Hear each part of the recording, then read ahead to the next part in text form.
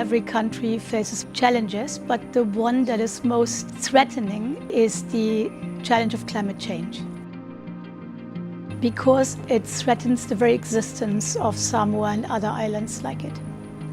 For anybody, it doesn't matter whether you live on an island or you live on a continent. Your home is your home, and you care about it. You will see that our culture and our society are based around the nature. Everything we do is about conserving, preservation, protection of the environment. The weather here is changing quite tremendously, significantly. It wasn't like this 3 decades ago, 4 decades ago.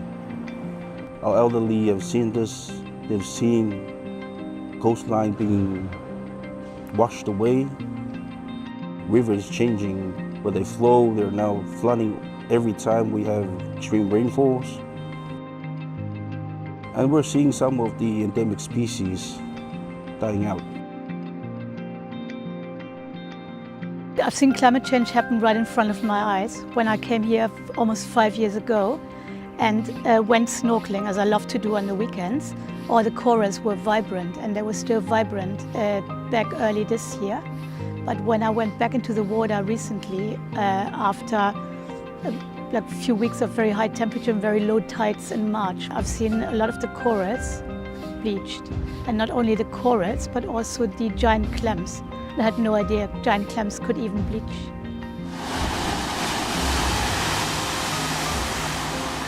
Most of the Samoans live within 1 kilometer from the coast, and most of the infrastructure is also 1 kilometer from the coast. They also depend on the sea for their livelihoods.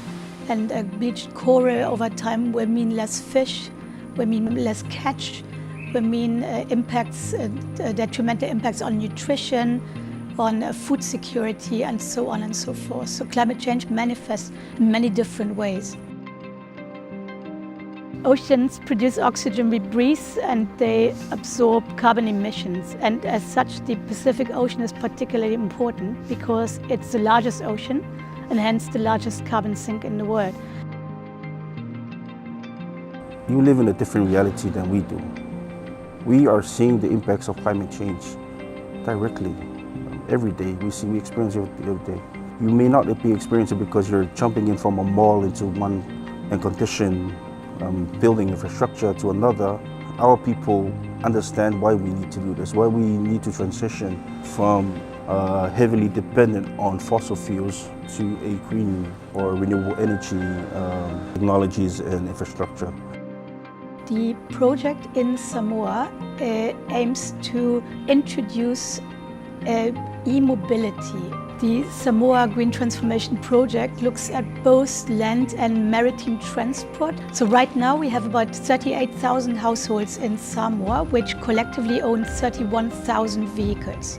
And of these, in 2022, 9 were electric vehicles and 9 were hybrids. So you can do the math.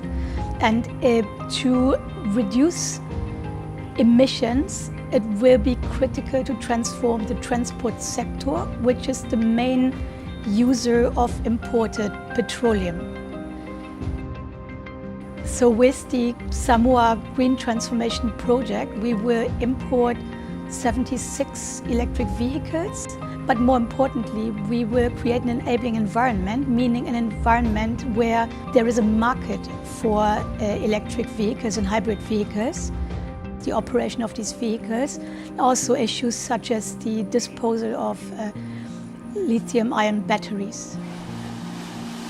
I would like to see every small island developing states be fully electric. I would like to see a world where no petroleum products are any more imported into small island developing states.